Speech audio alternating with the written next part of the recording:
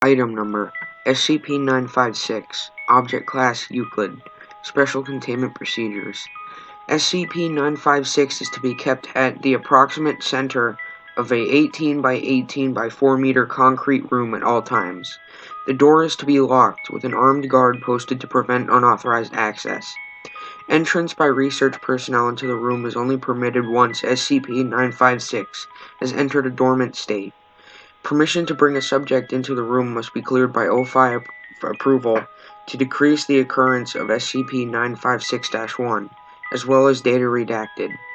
Unless for testing, individuals fulfilling SCP-956's activation requirements are not to be brought within 200 meters of SCP-956's containment area. Surveillance is to be maintained through security footage at all times. Blank instances of SCP-956-1 are kept in a neighboring room and are to be maintained at a temperature of -4 degrees Celsius in order to prevent melting or destruction.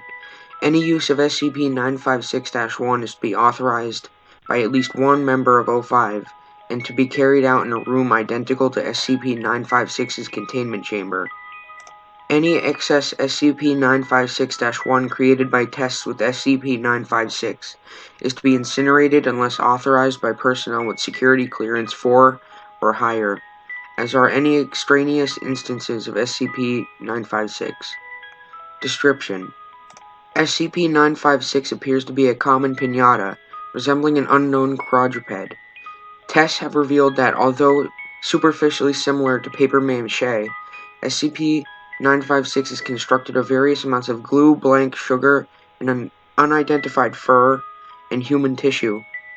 SCP-956 has also been shown to be highly resistant to any sort of bludgeoning damage, with large amounts of crushing force showing no damage to its structural integrity, though the use of gunfires, as well as heat and flame, will shown to be effective.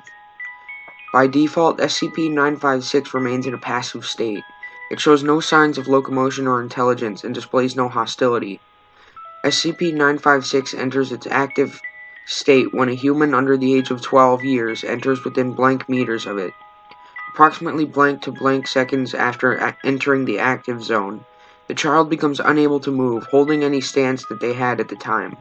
The victim is incapable of motion or speech, although it remains alive, and its rapidly moving eyes suggest that it retains awareness.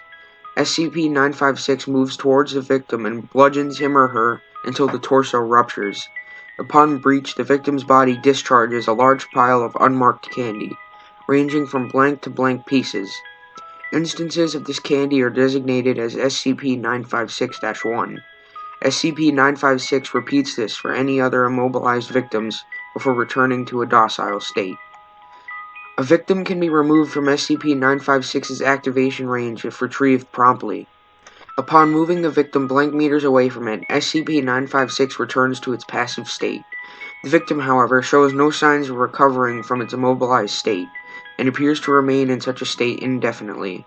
Autopsies of unbroken victims show that their body has been severely dehydrated, leaving them brittle. Autopsies also revealed that pieces of SCP-956-1 had begun to grow out of the victim's organs, using the tissue as a component.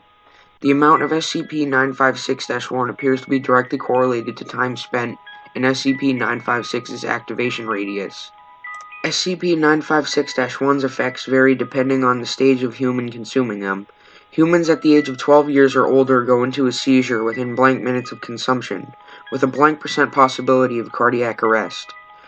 There is an approximately blank % chance of survival for such objects. Non-human animals suffer similar effects, regardless of age. Children under the age of 12 undergo a different effect.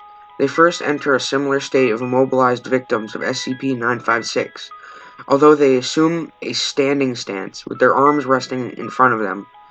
Their body then data redacted. The process takes blank minutes to complete. Upon completion, the victim has transformed into another instance of SCP-956. These copies behave identically to SCP-956. There is a 0% chance of survival for the victim. Addendum 956-A. SCP-956 has recently begun to show locomotion outside of testing. It began to wander around its containment, tracing the perimeter of the room. It did this for about an hour before staring at a spot on the wall.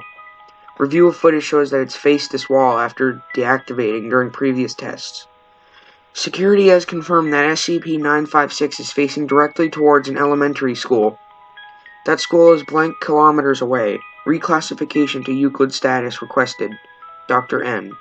Reclassification to Euclid granted. If its effects appear to reach beyond its containment, it is to be transferred to Site Blank, which should keep it far away enough from potential victims. Retrieve any paralyzed victims for SCP-956-1 and administer Class A amnestics to witnesses or family. We don't need any more of these things around. 05 blank.